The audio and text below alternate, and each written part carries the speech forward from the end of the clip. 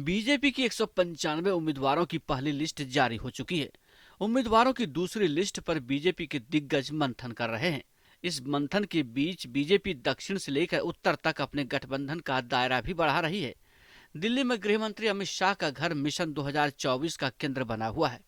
एक महीने में दूसरी बार आंध्र के पूर्व सीएम और तेलुगु देशम पार्टी के मुखिया चंद्रबाबू नायडू दिल्ली पहुंचे। इस बार चंद्रबाबू अकेले नहीं थे, उनके साथ जनसेना पार्टी के मुखिया और तेलुगु सुपरस्टार पवन कल्याण भी थे।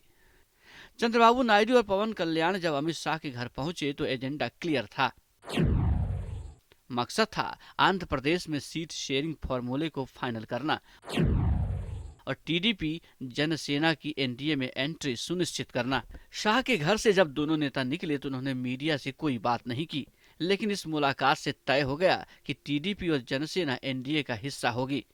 बीजेपी अध्यक्ष जेपी नड्डा, चंद्रबाबू नायडू और जनसेना प्रमुख पवन कल्याण ने गठबंधन पर साझा बयान देते हुए कहा, बीजेपी, टीडीपी और जनसेना ने आंध्र प्रदेश और देश की प्रगति के लिए आगामी लोकसभा और विधानसभा चुनाव साथ लड़ने का फैसला किया है। तीनों पार्टियों में सीट शेयरिंग के फॉर्मूले पर भी बात बन गई है। स्वाभाविक है कि अलग अलग दल जो हैं वो चाहेंगे कि देश सेवा में एनडीए और मजबूत हो और जनता की सेवा और बढ़े।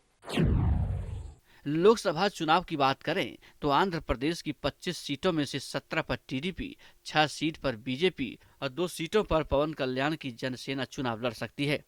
बीजेपी और टीडीपी के बीच गठबंधन की संभावनाओं को वार्ता की मेज तक लाने में एक्टर से नेता बने पवन कल्याण की बड़ी भूमिका है। पवन कल्याण की पार्टी जेएसपी पहले से टीडीपी के साथ गठबंधन में है। आंध्र प्रदेश में बीजेपी संगठनात्मक रूप से बहुत कमजोर है। प्रदेश में बीजेपी का कोई बड़ा नेता भी नहीं है। इसके बावजूद चंद्रबाबू नायडू ने बीजेपी के साथ गठबंधन किया है। फॉर्मूले के तहत बीजेपी राजामुंदरी, नरसापुरम, अराकू, तिरुपति, राजमपेट, हिंदूपुर लोकसभा सीट से अपने प्रत्याशी उतारेगी। आंध्र प्रदेश में लोकसभा चुनाव के साथ ही विधानसभा चुनाव भी होने हैं।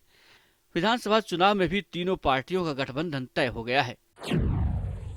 सूत्रों के मुताबिक 175 विधानसभा सीटों में से 145 पर टीडीपी और 30 सीटों पर बीजेपी और जनसेना चुनाव लड़ेगी।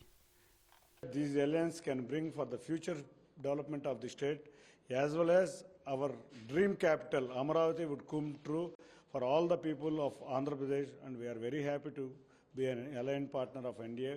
आंध्र प्रदेश में हुए इस गठबंधन की ताकत को समझने के लिए पुराने चुनावों को देखना जरूरी है।